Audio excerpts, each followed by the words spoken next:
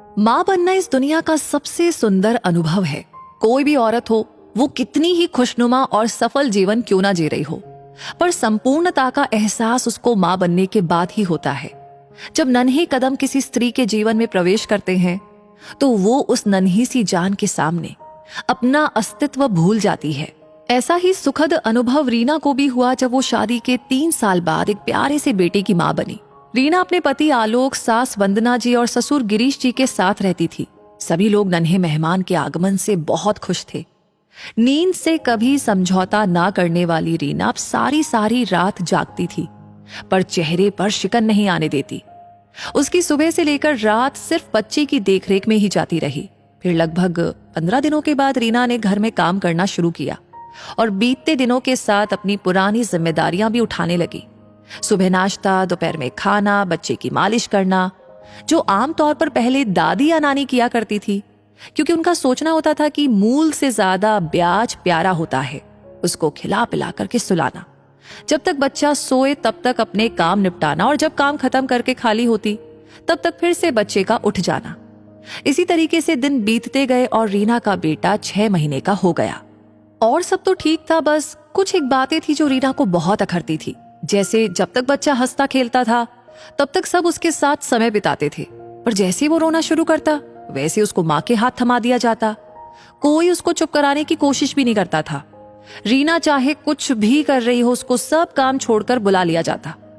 रीना मन ही मन सोचती थी कि हंसता खेलता बच्चा सबका है, पर रोता हुआ बच्चा सिर्फ माँ का ही है। ऐसा क्यों? अरे दादी दादा भी तो बहला फुसला सकते हैं। पर बस मन में सोच करके ये रह जाती।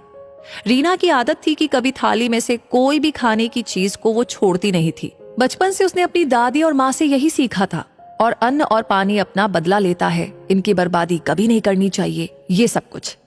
और यही नियम उसने अपने बेटे के ऊपर भी लागू किए। और वो भी छोटा था। जब भी बोतल में दूध छोड़ता, रीना उसको अपनी चाय में डाल लेती। अगर सेरेलिक छोड़ता तो खुद खा लेती। जब भी खाना छोड़ता तो उस थाली में अपने लिए परोस लेती। और जब रीना उसको खिला पिलाकर तैयार कर देती तो वंदना जी उसको दुलारते हुए कहती, आजा मेरा जिगर का टुकड़ा। रीना मन में सोचती कि जब वो आपके जिगर का टुकड़ा ही है तो उसकी जूठन मेरे आगे क्यों बढ़ा देती है। अपने कलेजे के टुकड़े का बचा खुचा खाना कभी आप भी तो खा लिया करिए। एक दिन रीना के सिर में बहुत दर्द था, तो वंदना जी ने अपने पोते को खाना खिलाया, और उसने जो दाल चावल छोड़ा वो बिना ढके ही रसोई में रख दिया। जब काफी देर के बाद रीना को थोड़ा आराम मिला तो वो अपने लिए चाय बनाने के लिए आई, तो सासू माँ तपाक से बोली, रीना तुम्हारे लाडले ने तुम्हारे लिए दाल चावल छोड़ा है, खा लेना। रीना को ये सोचकर थोड़ा गुस्सा आ गया कि अक्सर ही वो बच्चे की जूठन इसलिए खाती है कि अन्न की बर्बादी ना हो, पर ये उसका स्वतः किया हुआ निर्णय होता है। आज उसकी इस अच्छी आदत को उस पर थोपा जा रहा है, ये जानते हुए भी कि सुबह से उसकी तबीयत ठीक नहीं है और उस पर खाना ढका हुआ भी नहीं रखा गया था। रीना अपने को संतुलित करते हुए बोली, मैं नहीं खाऊंगी मम्मी जी, आपने अपने हाथ से उसको खिलाया था तो आप ही खा लेती, मेरा इंतजार क्यों कर रही थी? और फिर ये रसोई में खुला पड़ा हुआ था। इतना सुनते ही वंदना जी भड़क उठी, मैं क्यों खा लूं जूठन? मैंने तो अपने बच्चों का बचा खुचा नहीं खाया, मुझे घिन आती है।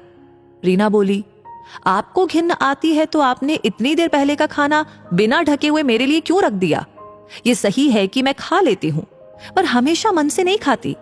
ये सोचकर खा लेती हूँ कि अन्न बर्बाद ना हो, फेंका ना जाए। जब आपने खिलाया तो मेरे लिए क्यों रख दिया? मैं तो आपके लिए जूठन सहेज के नहीं रखती। फिर रीना शांत हो गई, ये सोच करके कि ये बेसिर पैर की बहस का कोई फायदा नहीं है। उसने दाल चावल उठाया और कुत्ते के आगे डाल दिया और अपनी चाय बनाकर ले गई। ऐसा ही कुछ तब भी होता था जब बच्चा सुसु या पॉटी कर दे, फिर तो चाहे रीना कहीं भी हो उसको आना ही पड़ता था साफ करने के लिए। वैसे तो हर माँ अपनी जिम्मेदारी समझती है, पर वो भी तो एक इंसान ही है, और जब संयुक्त परिवार में रहकर वो और सब सदस्यों का काम बांट सकती थी तो फिर उसके हिस्से का काम कोई क्यों नहीं बांट सकता था। और फिर ये बात तो घर के नन्हे मुन्ने बच्चों की थी। रीना अगर पूजा कर रही हो या फिर नहाने गई हो या रसोई में हो, कुछ भी क्यों ना कर रही हो, पर वंदना जी उसी को आवाज लगाती थी। एक बार आलोक का अपने किसी दोस्त के घर पर खाना था, तो उसने फोन करके रीना को बोला कि मैं थोड़ी देर में घर पहुंच रहा हूं, तुम तैयार हो जाना, और बेटू को मम्मी पापा के पास छोड़ देंगे, मैं आकर उनसे बोल दूंगा।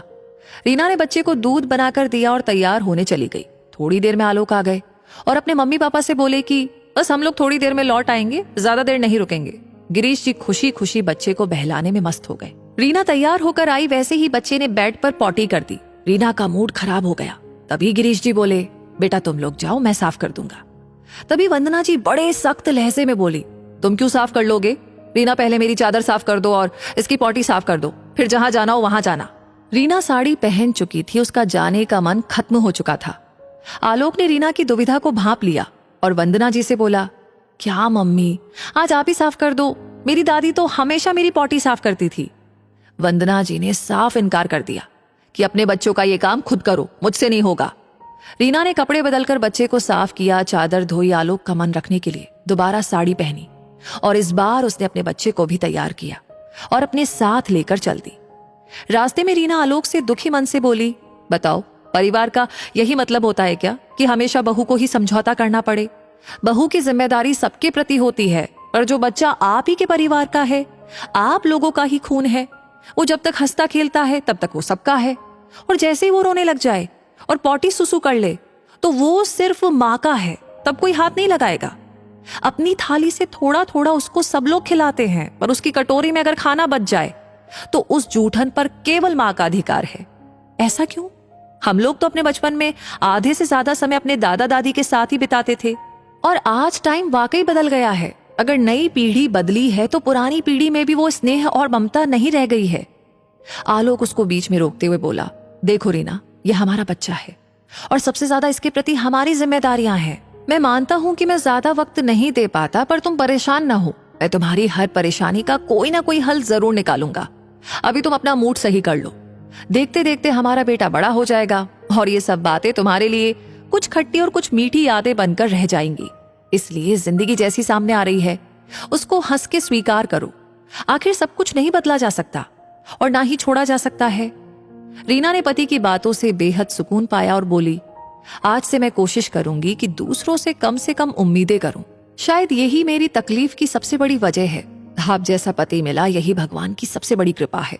वैसे रीना की बात से और आलोक की बात से आप कितना सहमत हैं? आपको लगता है कि नहीं शायद कुछ ऐसा होना चाहिए? जो भी आपके विचार है हमें कमेंट सेक्शन में लिख करके जरूर बताएं। ये कहानी अच्छी लगी हो तो इसे आगे फॉरवर्ड करना बिल्कुल ना भूले। बाकी ऐसी कहानियों की नोटिफिकेशंस आपको टाइम पर मिलते रहे उसके लिए हमारे पेज को फॉलो कीजिए। धन्यवाद।